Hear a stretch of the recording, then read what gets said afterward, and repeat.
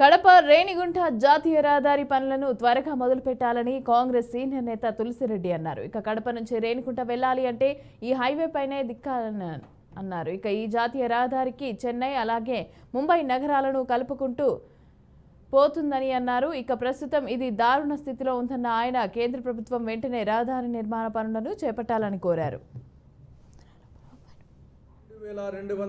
కడప రేణిగుంట ఈ జాతీయ రహదారి చాలా ప్రధానమైనటువంటి రహదారి. నిరంతరము రద్దీగా ఉంటుంది. అటు తూర్పున చెన్నై, ఇటు పడమర ముంబై, ఈ రెండు నగరాల మధ్య ఇది ఒక ప్రధానమైనటువంటి జాతీయ రహదారి. దీన్ని దృష్టిలో పెట్టుకుని కేంద్ర ప్రభుత్వము 4 లైన్ల రోడ్డుగా దీన్ని మంజూరు చేసింది. 122 కిలోమీటర్లు 4 వరుసల రోడ్డు 2254 కోట్ల రూపాయలతో మంజూరు చేసింది. 2 రీచులుగా 2023 అక్టోబర్లోనే టెండర్ ప్రక్రియ కూడా పూర్తయింది. లక్ష్మీ ఇన్ఫ్రా అనే ఒక సంస్థ 2 రీచ్లకు సంబంధించి టెండర్ దక్కించుకున్నది. కానీ 9 నెలలు అయింది. 2023 అక్టోబర్లో టెండర్ అయిపోయింది. 2024 జూలైలో ఉన్నాం.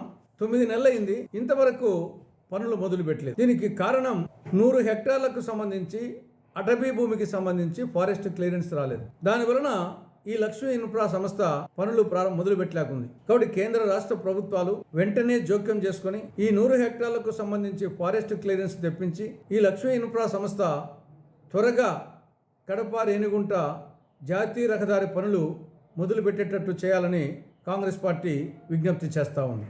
ఇక రెండో విషయం, ఎస్సీ, ఎస్టీ, బీసీ, మైనారిటీ కార్పొరేషన్లు అటు కాంగ్రెస్ పాలనలో కానీ అటు తెలుగుదేశం పాలనలో కానీ కలకలలాడేటి. అంటే ఈ కార్పొరేషన్లకు కాంగ్రెస్ తెలుగుదేశం ప్రభుత్వాలు సమృద్ధిగా నిధులు విడుదల చేసేటి.